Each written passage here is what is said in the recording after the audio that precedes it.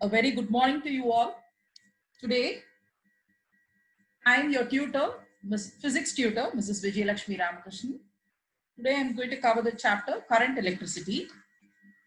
A very important lesson though. You can expect 1 to 2 questions from this topic. We have actually given the content in our revision notes. What are the important contents you have to know regarding this lesson, the important formulae and the concepts.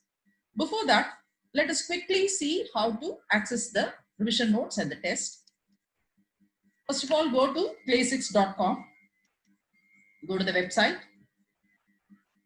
Click, this is our home page.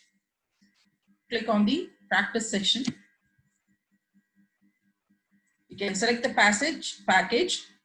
Now see, got the NEET premium. Click on that.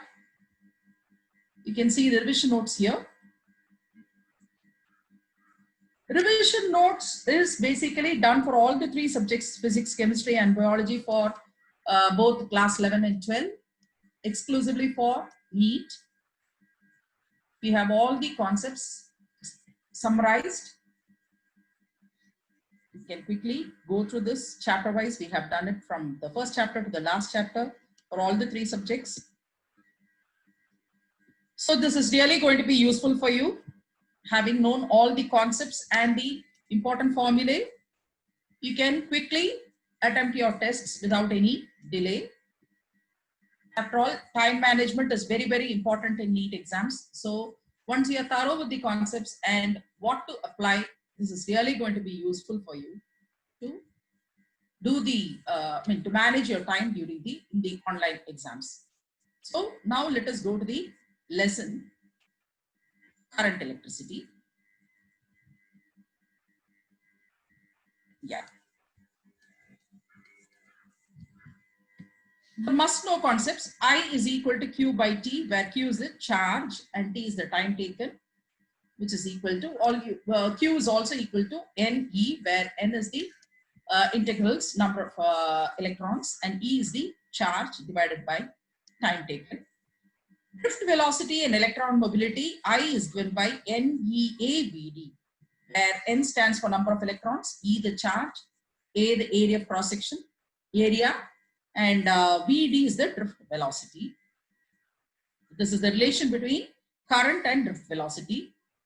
Mu E is equal to VDIE, where mu E is the mobility of charge, which is equal to VD, which is nothing but VD is drift velocity, I is the current, and E is the electric charge, electric current. Ohm's law.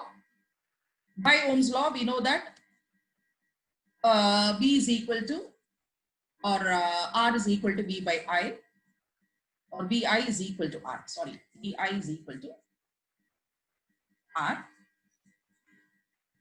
Resistance and resistivity are these are the things which you have to know. Then V is equal to IR. V is equal to IR. This is Ohm's law. V is equal to IR. R stands for resistance, you know, and I is the current. R is equal to EL by A, where is the electric charge, L is the length, and A is the R. That is rho, children. Rho L by A. Rho is the resistivity. Rho is the resistivity of the material. L is the length, and A is the area. And or if you want to know if resistance is given and you have to calculate rho, the resistivity, then rho is given as RA by L. Also, rho is equal to M by E squared N tau, where tau is the relaxation time, M is the mass, and E is the charge, and N is the number of electrons. Variation of resistance, RT is equal to R0 into 1 plus alpha T, where alpha is the coefficient of resistance. RT is the final temperature, final resistance at temperature T, or the resistance at temperature T, and R0 is the initial resistance, or when the temperature is T is 0. And the small t is going to be the time taken. So alpha is equal to R2 minus R1 divided by R1 into T2 minus T1. Now the color code for carbon resistance is given here. The number assigned to different 0 to 9 by the sentence, B.B. Roy of Great Britain was a very good wife. So B stands for black, there is 0, small b, 1, that is brown, is 1, R for red, 2, O for orange, 3, Y for yellow, 4, G for green, 5. This B stands for blue, 6. G for gray, 8. W for white, 9. And for tolerance or the percentage accuracy, there are plus or minus 5 for gold, plus or minus 10% for silver, and plus or minus 20 for no color. So the separate strip of gold, silver, and no color shows the accuracy of plus or minus 5% for gold, plus or minus 10% for silver, and plus or minus 20 for no color. This is given for a carbon resistor. So you can simply memorize this sentence. B.B. Roy of Great Britain was a very good wife. Was good wife. That is very good wife. Actually, was a very good wife. Very, B stands for violet there, which is 7 there, which is missing. You can make a note of it. B.B. Roy of Great Britain was a very good wife. So B for black. This B stands for brown, R for red, O for orange, Y for yellow, G for green, B for blue, V for violet, 7 is missing, that is 7. G for, this G stands for gray. First G stands for green and this is for gray, remember. This is 8 and white is 9. Combination of resistance in series, RS is equal to R1 plus R2 plus R3. And so on till Rn. It's just simply the algebraic sum of all the resistances. You can add up all the resistances, R1 plus R2 plus R3 and so on till Rn. Same way, when they are connected in parallel, then the equivalent resistance is given by 1 by R1 plus 1 by R2 plus 1 by R3 and so on till 1. It is going to be 1 by Rp is equal to 1 by R1 plus 1 by R2 plus 1 by R3 plus so and so on till 1 by Rn.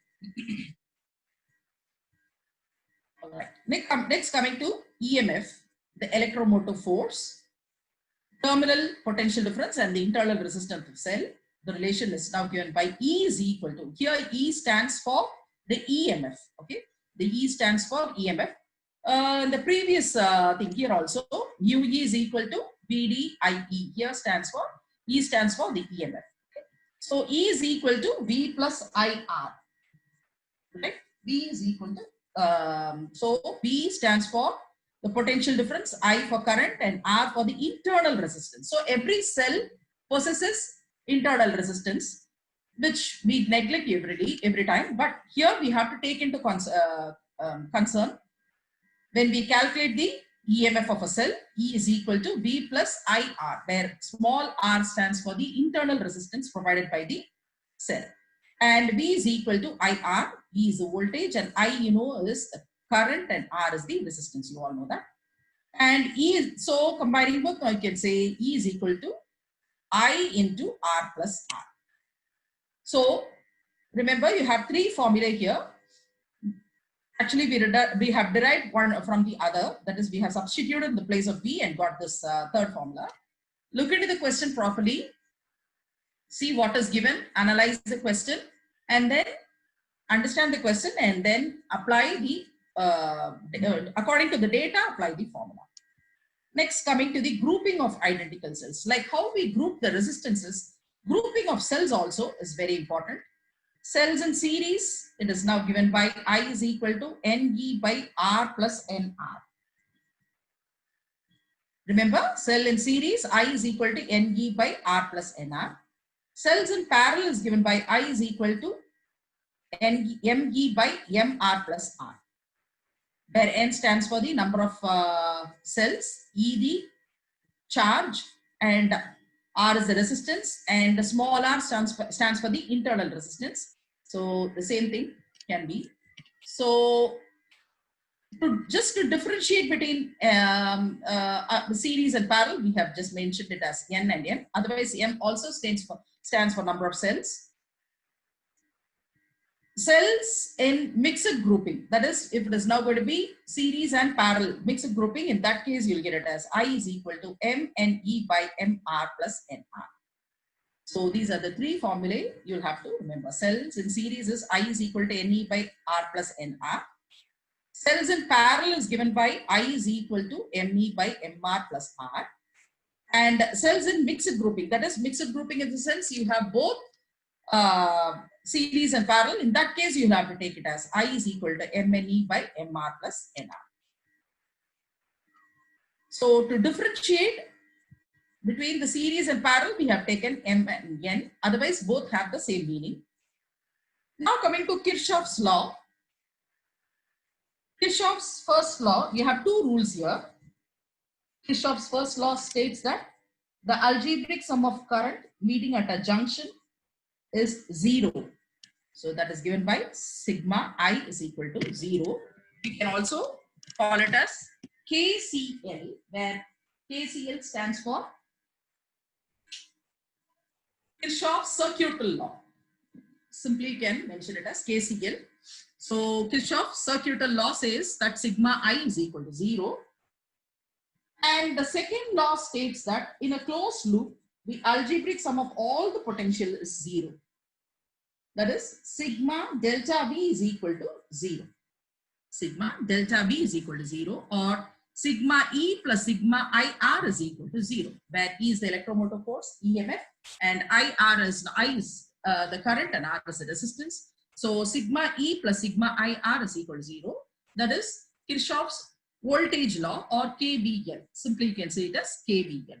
So KCL stands for Kirchhoff's circuital law, and KVL stands for Kirchhoff's voltage law.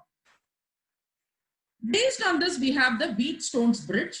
Wheatstone bridge is a balanced, is said to be balanced. The left-hand side is going to be the resistance on the left-hand side will be the balanced by the right-hand side. So it can say P by Q. P, Q, RS are the four resistances on either sides. Then you can say P by Q is equal to R by S. Slide wire bridge, S is equal to, it may be you can also call it as a meter bridge. Meter bridge is S is equal to 100 minus L by L into R, where L is the balancing length and R is the resistance. So you can calculate using that. And potentiometer, generally you would have done in your practicals the meter bridge and the potentiometer. So it is more, so you should be, by this time you should be knowing the formula also. So just memorize these formula. Comparison of EMF of two cells, E1 by E2. So if potentiometer is used to compare the EMF of two cells. So if E1 and E2 are the EMFs of the two cells to be compared, then you can say E1 by E2 is equal to L1 by L2, where L1 and L2 are the balancing lengths. Internal resistance of a cell, R, is given by L1 minus L2 by L2 into R. You can use potentiometer to find out the internal resistance of the cell also. There we use the formula R is equal to L1 minus L2 by L2 into R, where L1 and L2 are the balancing lengths and R is the resistance. Electric power, P is equal to VI, which is equal to I squared R, which is equal to V squared by R. Again, you have three formulae here. Look into the data and analyze yourself and use the formula accordingly. Next, coming to electric energy, E is equal to VIT, where V stands for the potential difference, I the current, and T is the time taken, which is also equal to, because I is equal to V by R, we can simply use the formula V squared by R into T, which is equal to I squared RT, and the heating effect of the current. Okay, so joules, you can I squared RT is also equal to the Joule's law of heating. So the heating effect of current, you can use that formula for that also. And then electric energy spent in heating a liquid from theta 1 to theta 2 is given by theta 1 minus theta 2 degrees Celsius is E is equal to ms into theta 2 minus theta 1. The electric energy spent here, E is equal to ms. M stands for the mass, S is the specific heat of the liquid, and theta 2 minus specific heat capacity of the liquid, and theta 2 minus theta 1. Theta 2 is the final temperature, theta 1 is the initial temperature. Units of electricity consumed is given by V volt into I amperes into T hours divided by 1000. This always the unit of electricity consumed is given in kilowatt hour. Cost of electric consumption is equal to the unit of electricity consumed into cost per unit of electricity. One unit of electricity is given, as I told you, is given in kilowatt hour. So 1 kilowatt hour is equal to 3.6 into 10 to the power of 6 joules. All right. So we have quickly gone through all the concepts in the formulae. Now let us take a test. Let me quickly tell you how to access the tests. So Class 6 has designed tests for physics, chemistry, biology, NEET for and NEET full tests also. It is totally for NEET. So whatever subject you want, you just click. So now you are going to take the physics test. So click on physics. You have chapter-wise tests for all the chapters. Here, the blue bubble says you have not taken the test. Green bubble says you have taken the test once. You can, even if you are taken once, you can take it many number of times. Unless or otherwise you are thorough with the concept and happy with the results, you can go to the next one. So until then, you can take this test. And yellow bubble says it's an incomplete test, and red bubble says it is a random test. So now let us go to current electricity. Yeah, let me take the first test. Click on take test. Understand, go to the test. Now it comes. The net resistance of an ammeter should be small to ensure that it does not get overheated. It draws sufficient current from the circuit necessary for its functioning. It can measure large current. It does not appreciably change the current to be measured. So which can be the correct option? Now, this is more of a theoretical question. So you can access it like, say, based on the current, basic constructions and implementations of the ammeter, you know that it has to be connected in series in a circuit, and it will not appreciably change the current. So does not appreciably change the current to be measured. Yeah. So D is the correct option. Click that. Go to the next. The net resistance of a voltmeter should be large to ensure that it does not get overheated. It draws sufficient current from the circuit necessary for its functioning. It can measure large potential differences. It does not appreciably change the potential difference to be measured. All right. This is also a theoretical question, similar to the previous one. So based on the basic construction and implementation of voltmeter, voltmeter is connected in parallel in a circuit. It should not change the PD to be measured. So that D should be the correct option. Yeah. Having done that, we can save that and go to the next. Which of the following quantity associated with the resistor does not change with temperature? Of course, this is also a theoretical question. We'll have to choose the option between drift speed, resistivity, resistance, and the number of free electrons. Now, you know, drift velocity or drift speed is associated, which of the following quantity associated with the resistor does not change with temperature, he says. So, number of free electrons is an intrinsic property, you know that, and it will not change with the temperature, obviously. So, number of free electrons should be the correct option. Let's go to the fourth. As the temperature of the conductor increases, the ratio of resistivity to conductivity increases, decreases, remains constant, depends on the actual temperature. This is also more of a theoretical question. Now you all know that resistivity increases with temperature and conductivity decreases with temperature. Remember, resistivity increases with temperature and conductivity decreases with temperature. So option A should be correct. Click that. Go to the next. A metallic wire of resistance 12 ohms is bent to form a square. The effective resistance between two diagonal points would be what? All right. Let us quickly draw the diagram and see so it is now going to be bent into a square, he says. So obviously the diagram will go this way.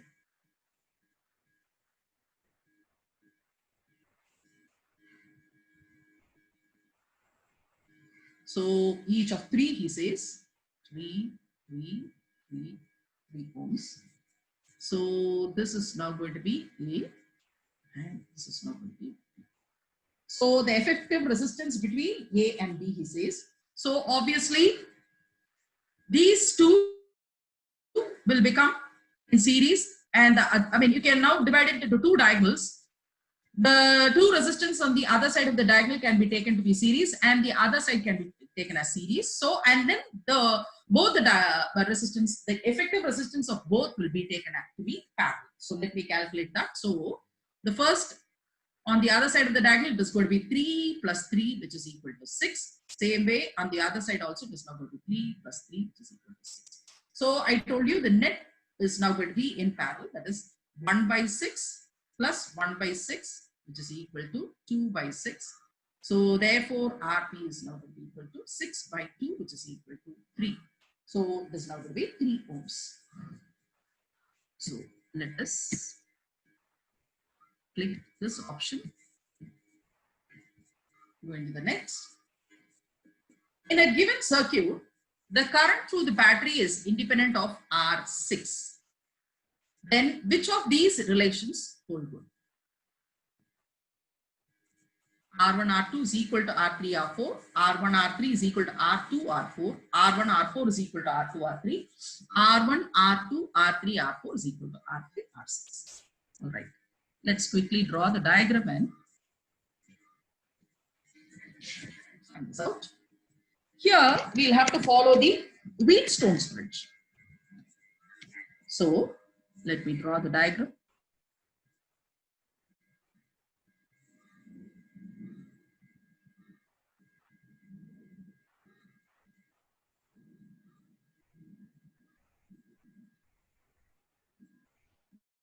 Given as R1, R2, this was R3, R4, and this is R5, and this is R6, and this was the okay.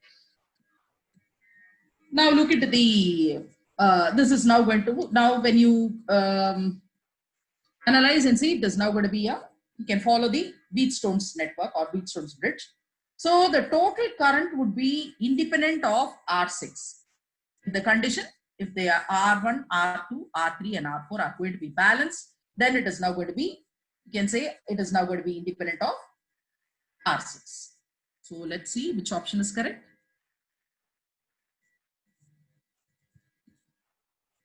Yeah, so option C, they are balanced pieces, R1, R2. So R1 by R2 is equal to R3 by R4. That is the condition for the, Wheatstone's bridge to be balanced, right? So we can say that is the correct option. See that? The value of each of the resistors is R. The equivalent resistance between A and B is given to be what? Let's quickly solve it. So it was given like this.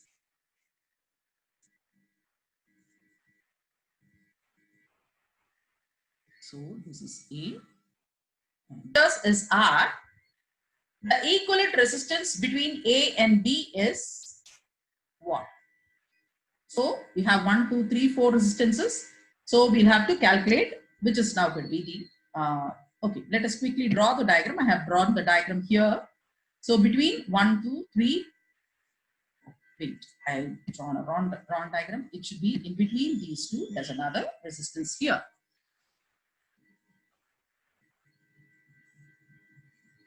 Yeah, that's now like that. So there's another, this is all R of R. This is R, this is R, this is R. Everything is R. Now, when I can draw this circuit, equivalent circuit is now going to be like this, where this is now going to be 3R by 2. Because we are now going to take this and this is now going to be R. All the three we have taken to be parallel, so that is why we have taken it as 3R by 2. The equivalent resistance is going to be 3R by 2 and this is now going to be R. So what would be the final effective resistance? This is now going to be, they are now in parallel. So it is now going to be 1 by 3R by 2 plus 1 by R, or it is now going to be 2 by 3R plus 1 by R, or which is now going to be 5 by 3R, which is nothing but, therefore the equivalent resistance or effective resistance is now going to be 3R by 5. Hope it is clear, children. We have taken this alone. This resistance alone and calculated the others to be 3R by 2. All right, these two and this. Take these two in series, that will give you 2R. R plus R will be 2R. Then this is going to be in parallel. Okay, these two in series and this is now going to be in parallel.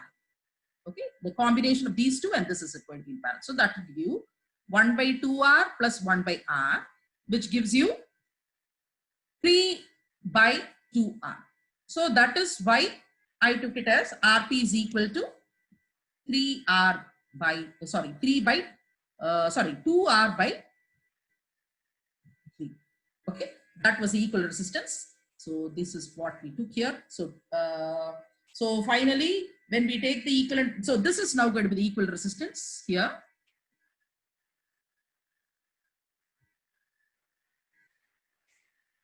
So that would give you 1 by 3R by 2 plus 1 by R, which is nothing but 5 by 3R. When you calculate that, then. So let us see which option is correct. 3 by 5R, D option is correct. Save that, go to the next. A piece of copper and another of silicon are cooled from room temperature to 75 Kelvin. The resistance of each of them increases, each of them decreases. Copper increases and silicon decreases.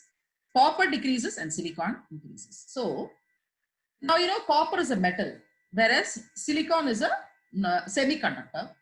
So resistance of metals decreases with decreasing temperature, whereas semiconductors increase. Okay, so option D should be correct. So save that, go to the next. Current through the 2 ohm resistor is what? So now this is going to be the circuit given. This is the circuit given. So he's asking you to find out the current through the 2 ohm resistor. Now, actually, a very interesting proof of the is now going to be the answer can be given through the uniqueness of the theorem, but also using the KVL and KCL, where KVL, I told you, stands for Kirchhoff's voltage law and KCL for Kirchhoff's circuit law. We can see that the current in the loops are localized and the potential across the 2 ohms is 0. So Kirchhoff's voltage law and Kirchhoff's circuit law, you can apply here and find out that it's not going to be 0. So C is going to be the correct option. Save that, go to the next. Now, 2 identical batteries, EMF 2.4 volts and internal resistance 0.5 ohms are connected as shown. Potential difference between A and B is what? So now the answer is clear. If one has the understanding what exactly is a non-ideal battery, okay, non-ideal battery. Now, the 2 non-ideal batteries are connected in series and short circuited. See, we can see the connection there. Now it is known that the PD across the potential difference across the shorted non-ideal battery is 0. That is 0 into E minus IR, which is 0. So, which can be the correct option? Option none of these. So option D is going to be correct. Which of the following has the maximum resistance? Voltmeter, millivoltmeter, ammeter, and milliammeter. Obviously, you all know that it is the voltmeter, option A. A capacitor of capacitance 500 mu F is connected to a battery through a 10 kilo ohm resistor. Then which of the following are true? The charge stored on the capacitor in the first 5 seconds is larger than the charge stored in the next 5 seconds. 10 seconds, 50 seconds, and 500 seconds. All right. Let's quickly solve this. Time constant for a circuit is in RC is given by 5 seconds. The fraction of charge deposited on a capacitor the first time is calculated by 1 minus 1 by E, which has been calculated to be 0.63, so which is greater than 0.5. Okay, so which is greater than 0.5. So that means more than half the charge is deposited in the first time constant. Okay, so all the options, so it is now going to be all the options seems to be correct, so we can say all are correct. Save that, go to the next. A rigid container with thermally insulated walls contains a coil of 100 ohm resistance with a current of 1 ampere. Change in internal energy after 5 minutes will be what? This is a very easy question. Change in the internal energy is now given by I squared RT. Okay, I squared RT. Now you can substitute the values for I, R, and T. I squared is now going to be 1 into 1. R is 100 into 5. So we can see that it gives you 5 minutes. So you'll have to change it. Okay, you'll have to change it. So that gives you the internal energy. When you calculate, that gives you 30 kilojoules. So 30 kilojoules. So note the units also. Click that, go to the next. Two electric bulbs marked 25 watts and 220 volts, and 100 watts and 220 volts are connected in series to a 440 volt supply. Which of the bulbs will fuse? An interesting question. So now you know R is equal to V squared by P, where V stands for the volt and P for the V squared by I, V squared by I, where V stands for potential difference and I is the current. So the resistance of the 25 volt bulb is going to be higher. So we can quickly calculate it. So when connected in series, and the other one, that is a 440 volt supply, the potential difference across the 225 volts will be greater than 220 volts, and hence it will fuse. So we can say option say 25 volts is now going to be which of the bulbs will fuse. Obviously you can see 25 volts will fuse. So we can click that, go to the next.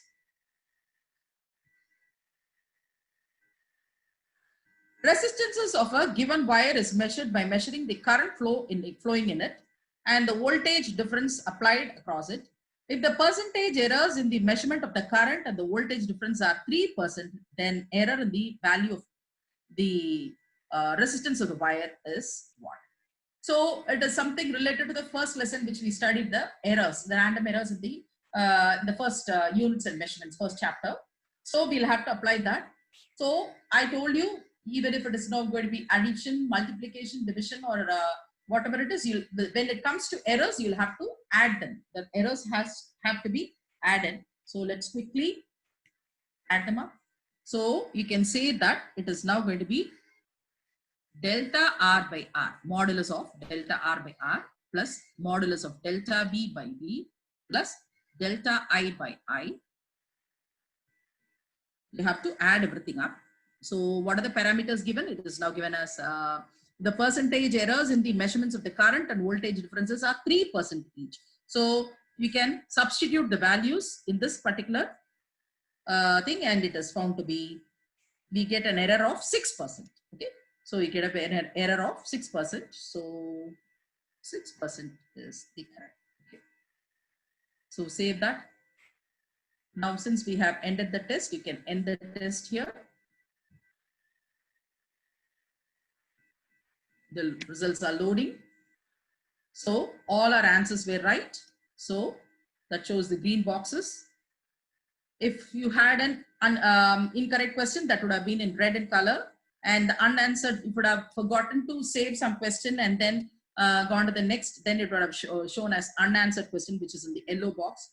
Suppose you want to check your answer, if your answer is right or wrong, you can say, for example, let me click on to the 10th question. See, this is the two identical batteries given having EMF 2.4 volts and internal resistance 0.5 ohms are connected as shown.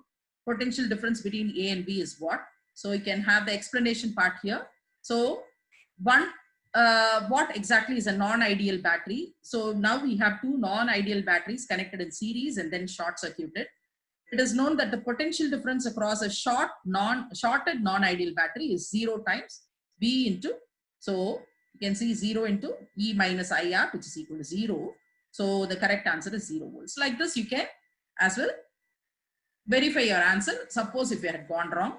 So until or otherwise, you are now going to be 100% sure of your answers. And you're happy with your results, you can keep on taking these tests again and again.